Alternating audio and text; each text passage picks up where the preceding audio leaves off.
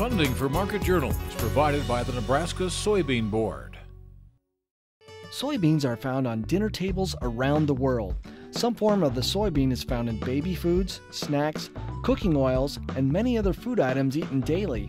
And soybeans provide the protein in the diets for livestock and fish. The Nebraska soybean farmers support research to develop new soy-based products for foods, livestock, and industrial uses through their checkoff dollars.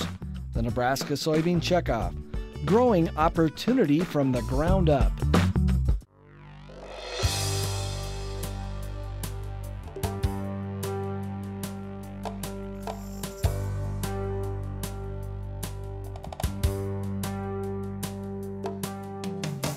Market Journal, television for agricultural business decisions, is a presentation of the University of Nebraska-Lincoln's Institute of Agriculture and Natural Resources. Promotional support is provided by the Nebraska Farmer Magazine, and major funding for Market Journal is provided by the Nebraska Soybean Board. The Soybean Checkoff, growing opportunity from the ground up. Welcome to this week's edition of Market Journal. I'm Jeff Wilkerson. On this episode, Ron Plain analyzes hog prices through October. Ken Hellevang gives tips on drying and storing corn and soybeans. Rod Johnson explains how Nebraska's dairy industry is looking to grow. And Roger Elmore talks about new UNL research on cover crops. University of Missouri Extension economist Ron Plain is our hog market analyst this week. We talked with Ron Monday afternoon about the continuing impact of the porcine epidemic diarrhea virus, the U.S. dollar's impact on exports, and his reaction to the USDA's recent quarterly hogs and pigs report. Well, Jeff, it's kind of interesting. The trade was a little bit more bullish and expected lower inventory numbers than USDA gave us. USDA said the market hog inventory was down 2.7% and breeding herd up 1.8%. And not quite as small a numbers as the trade was guessing. But as it turns out, USDA's numbers in September, this last report, match up very, very closely with what they'd forecast back in June. That pigs per litter number of 10.16, is that what you were expecting, or were you seeing something else? Well, it was a bit higher than the trade guesses. The two previous quarters we'd been down 5.5% and then 5.1%. So the down only 1.6% isn't as low as we thought, but it's certainly the direction. PED has been much less of a problem this summer, and so our expectation is that when we get the data out for September, October, November, pigs per litter, it'll be even higher than it was back in the summer. This report, does it change at all what you expect to see when we get to 2015 slaughter numbers? Not hardly at all. We're looking for a little over 3% more hogs to be slaughtered next year than this year, right at 110 million head, between 110 and 111 million head. Again, that was in line with what we thought after the June report, and looks like it's going to keep hog prices high enough to keep the profits rolling through the end of next year. So you mentioned the porcine epidemic diarrhea virus. Is it safe to say that the industry is better equipped to handle it this winter as opposed to last winter? We sure hope so, and we think so too. Over half the herds have already had the disease, we believe, and so there's a lot of sows that will be carrying immunity. We've got 2 vaccines on the market that seems to help boost that immunity, so we're certainly expecting pigs per litter to be higher than what we had a year ago during the winter months. Over half the herds or over half the states? Over half the pigs, half the sow herd. I'm not sure it's actually over half the herds, but we think over half the sows in the country have now been exposed to the PED virus. Wow. How much is the U.S. economy right now weighing on domestic meat demand?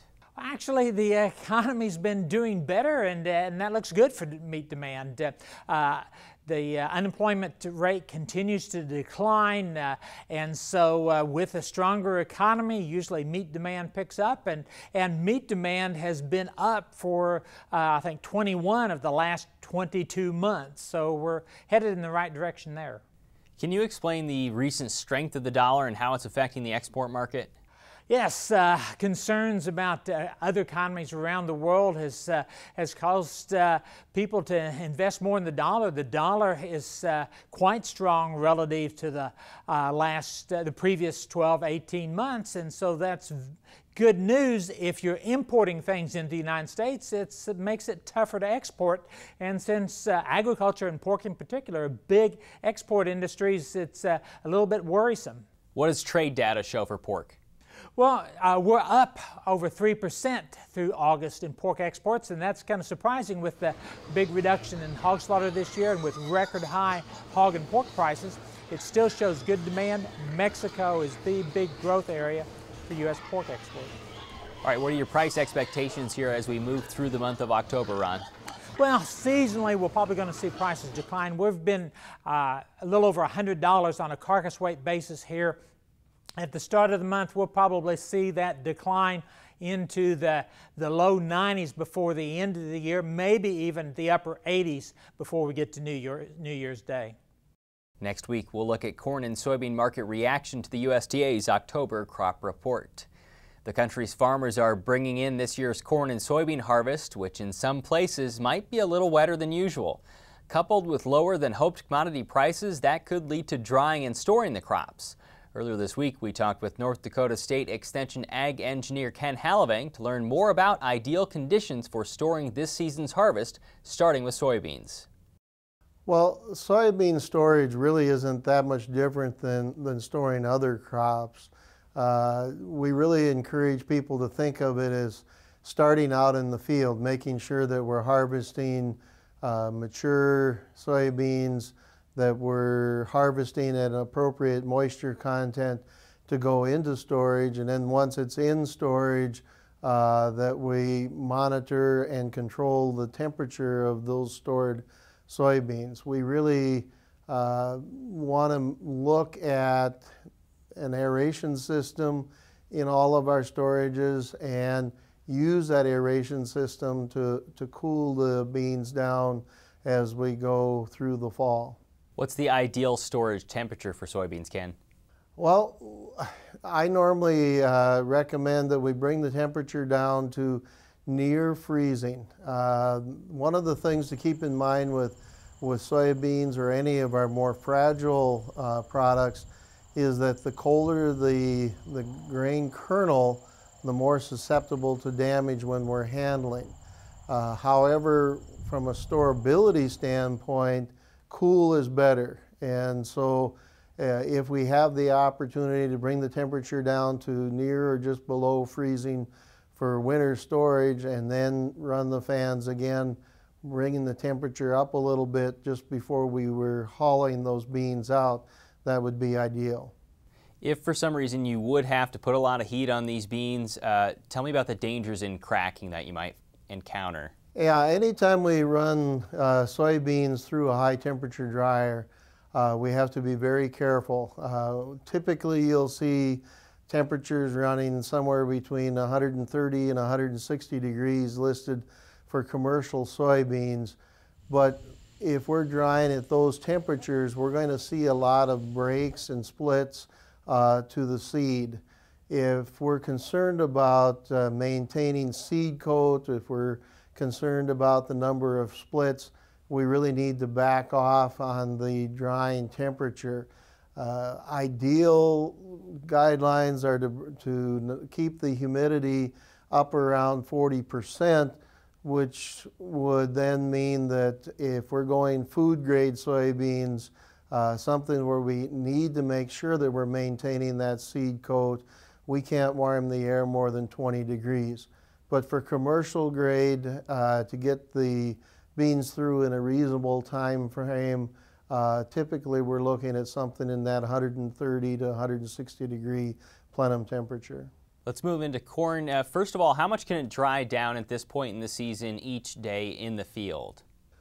Cornfield dry down rate is going to depend on a number of factors. Once it reaches maturity, then we start to dry down. But the outdoor temperature, the amount of solar radiation that we have, wind speeds, all of those things will affect the rate of dry down. And so we might only see a couple points, maybe 3 points of moisture removal per week if we have normal, reasonable temperatures. But kind of a rule of thumb that I say is that usually the first part of October we can get some pretty decent dry down in the field. We get later into the latter part of October, the potential for field dry down really starts decreasing. And what's the optimum moisture and temperature for corn as you store it over the winter, Ken? That is kind of a variable question. If we're taking it to market, they may go with a 15.5% moisture. That's safer over winter storage. However, if we are caught with high moisture corn, we can safely store 18, 19, even 20% moisture corn over the winter, as long as we're able to keep that temperature down near or below freezing. If we're further south and we're looking at warmer temperatures, surprisingly there's a big difference between storing corn at 30 degrees versus 40. So as we look at Nebraska conditions, you're probably needing to be closer to the 15.5 for over winter. Anything that is going to be stored into next summer, though, will need to get down in that 13.5 to 14% moisture before we go into summer storage. All right, Ken, to close out with here, is there an easy way to determine the cost of all this drying this harvest? We have some rules of thumb for determining what the drying cost will be. It really depends on what the propane price is and the efficiency of the dryer. For years, we've kind of used the rule of thumb. You take 0.02 times whatever propane price is on a per gallon basis, and that would then give you what the cost would be to take off a point of moisture. So for example, if we're looking at $2 propane, take 0.02 times that, and we're looking at about 4 cents per bushel per point of moisture removal. With some of the more energy efficient dryers, we're going to be able to maybe go with about 80% of that number, but it really depends on outdoor temperatures and a variety of things. So it's always a ballpark guess, but that'll give us a rough rule of thumb for determining the cost for the propane part of drying. On the Market Journal website, we'll link to more resources with information on drying and storing this year's crop. A Hartington farmer and his son have started a new farming venture, raising hops and malting barley for a Lincoln craft brewery. In the October Nebraska Farmer, Scott Kincaid and his son Skiles explain why and how they grow those two beer ingredients for Blue Blood Brewing Company. Two retired Lincoln police officers started the brewery and want to source their malting barley and hops from Nebraska growers. The Kincaids built a trellis system with poles and guy wires on 1/3 of an acre. Twine is strung down from the poles, allowing the hops plants to climb up the trellis.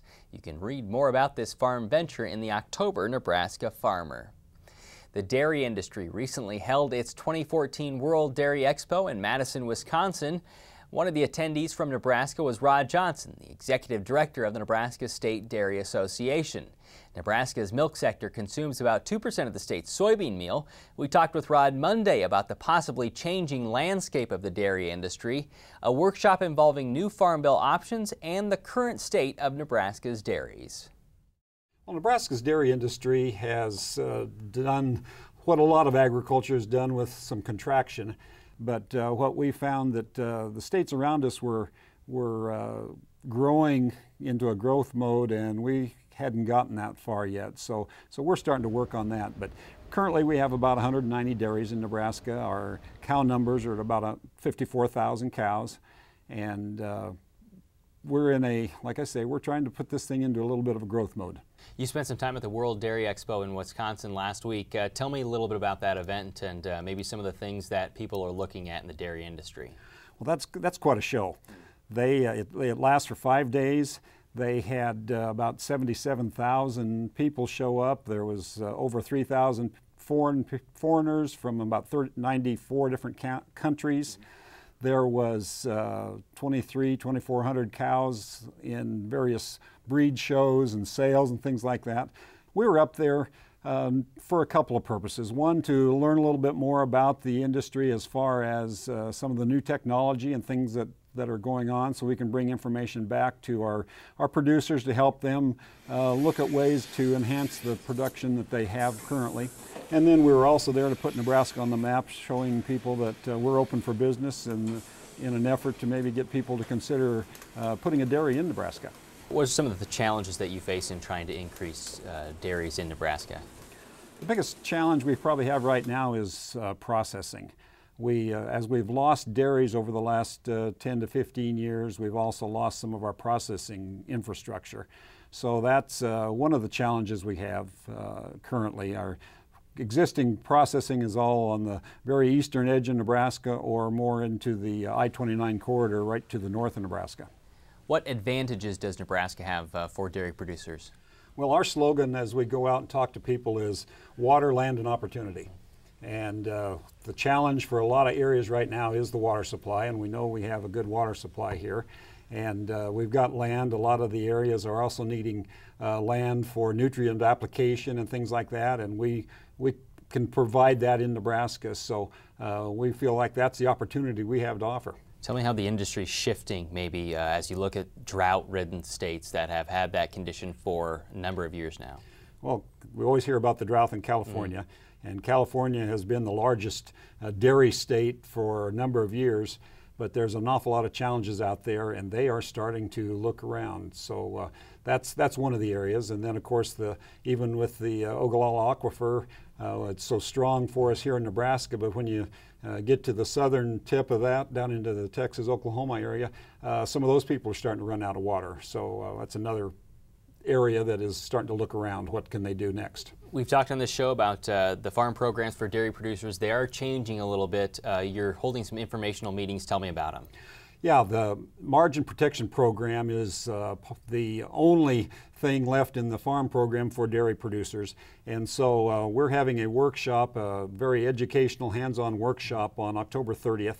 And it's going to be broadcast to 4 different remote sites at the extension offices in O'Neill, Hardington, Beatrice, and Kearney, so that producers can either come to the Columbus meeting or go to one of those locations and get help with making the decision of what they need to do with their farm program benefits. We'll link to more information about that Farm Bill workshop on the Market Journal website. Harvest has so far been a slow go across many areas of Nebraska. For some producers, taking out the crop of corn or soybeans will be the final action before spring.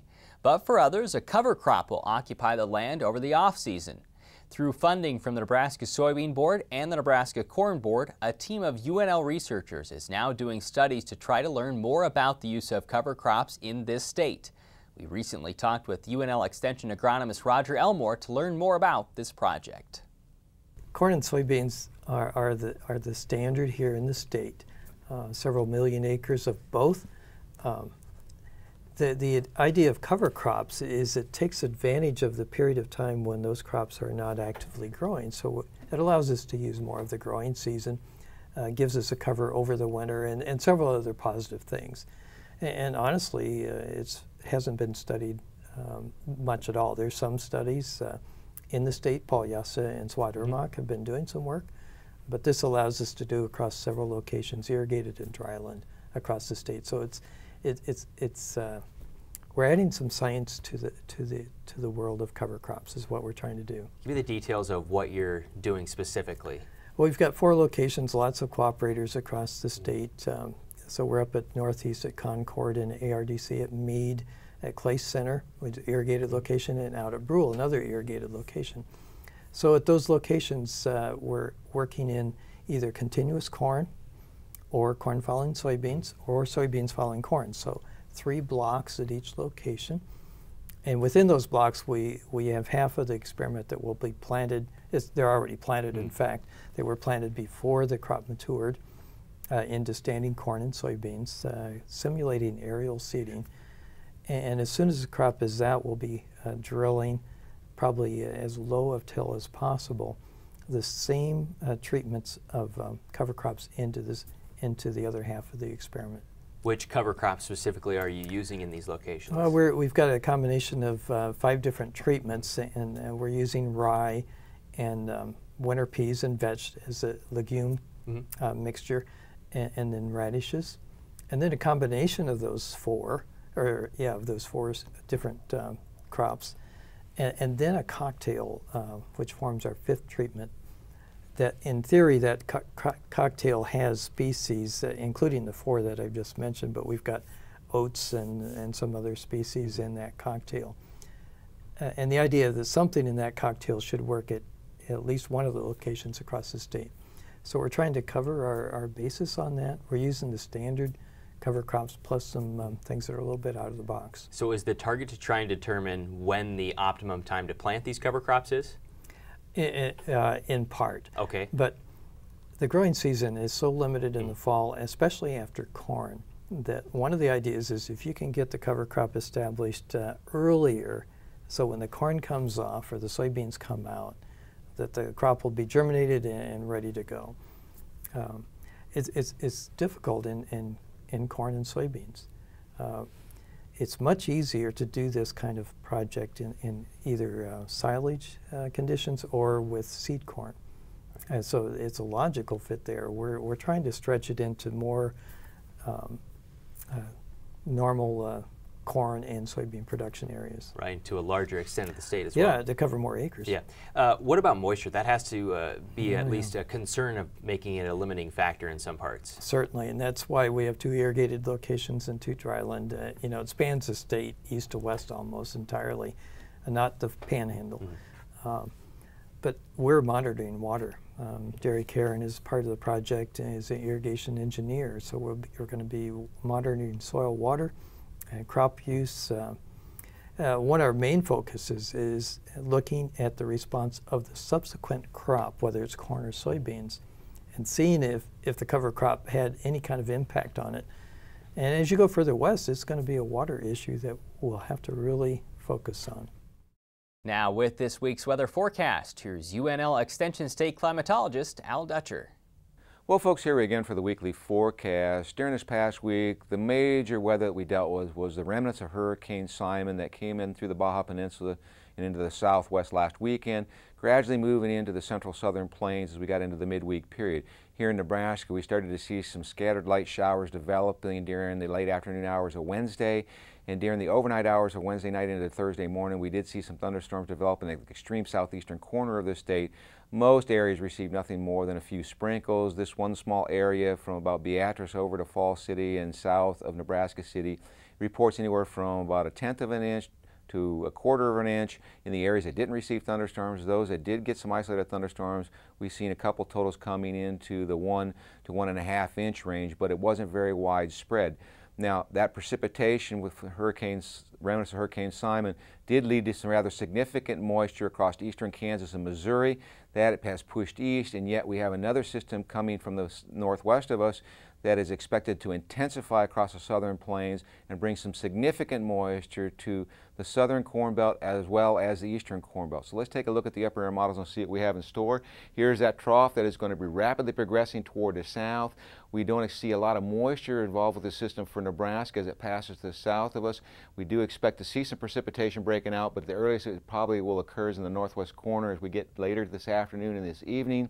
And then we'll start to see that spreading southeastward right ahead of the cold front as it pushed toward the southeast. By tomorrow, you can see that the trough has really dug itself out. There is a little bit of energy here over eastern Nebraska, but with this big piece of energy pivoting around this upper air low, that's going to intercept the Gulf moisture coming into our region, and a lot of that is going to be scoured out before it makes it up into our region. So we're not really expecting tremendous volumes of precipitation. More importantly, though, we are going to see a fairly significant and robust area of precipitation gradually moving to the central plains toward the eastern Corn Belt as this next week progresses. So as we get into Monday, you can see this trough is sitting well south of and southeast of us. We're in the northwest flow on the backside, so it's going to be a rather raw day on Monday with these northwest winds, but more importantly, a tremendous volume of precipitation is going to break out across Missouri and southern Illinois and Indiana, such that when we look at the precipitation, we can see this big influx of moisture. The blues here indicate, the light blues indicate in inch totals. We get into these purple shadings, you're looking at 2 to upwards of 4 inches of moisture for the Sunday through Tuesday morning time frame, and then as we get into Tuesday, we'll see this low start to pivot toward the Great Lakes, so we're going to start to see additional moisture spreading more toward the northeast. For us, we're looking at high pressure ridge building in, bringing much warmer conditions to the region, and that will hold into Wednesday. Very nice warm conditions on Wednesday, but look at this other trough that's coming in from the Pacific Northwest that will start to impact us as we get into Thursday and Friday. More importantly, the upper air low responsible for all the heavy precipitation will push toward the northeast, and so when we look at the Thursday forecast, we'll see this trough moving across the northern plains. It looks like most of the energy will stay in the Dakotas and leave most of Nebraska fairly dry. It looks like more of a wind shift at this point in time with no source of Gulf moisture into our region. And if we look at the forecast from basically Tuesday morning through Friday morning, we're looking at that heavy precipitation expanding all along the eastern seaboard, so we're looking at 1 to 3 more inches of precipitation in this region, but very dry conditions for us. And as we look out at Friday, that low exits out and we have high pressure rebuilding back in. So if we look at the temperature forecast, we're looking at very cool conditions this weekend, gradual warm up during midweek, and then a slight cool down at the end of the week. We look at the 8 to 14 day forecast next Thursday through the following Tuesday, well above normal temperatures and dry conditions, perfect for harvest activity. Thanks, Al. Today's interviews can be found individually on the Market Journal website and through the Market Journal mobile app. They include information on hog markets, drying and storing this year's crop, Nebraska's dairy industry, and research about cover crop use. We also want to mention that Market Journal can now be seen on Mondays at 12:30 p.m. on NET2. Next week, we'll look at updated crop estimates from the USDA's October crop report. John Hay will talk about the biodiesel industry. Until then, thanks for watching. I'm Jeff Wilkerson. We'll see you next week. Join Market Journal online at marketjournal.unl.edu. You can also follow us on Facebook and Twitter. Promotional support is provided by the Nebraska Farmer Magazine.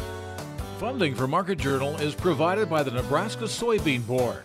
The Soybean Checkoff, growing opportunity from the ground up. Market Journal is produced by the University of Nebraska-Lincoln's Institute of Agriculture and Natural Resources.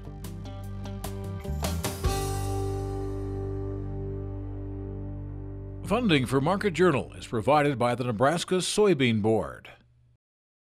Whether it's spring planting, fall harvesting, or just a drive across the state, soy biodiesel helps a diesel-powered engine operate in a demanding job. Soybean oil from Nebraska soybeans makes biodiesel a renewable fuel that's also environmentally responsible. The Soybean Checkoff plays a major role in supporting the use and availability of biodiesel. The Nebraska Soybean Board, growing opportunity from the ground up.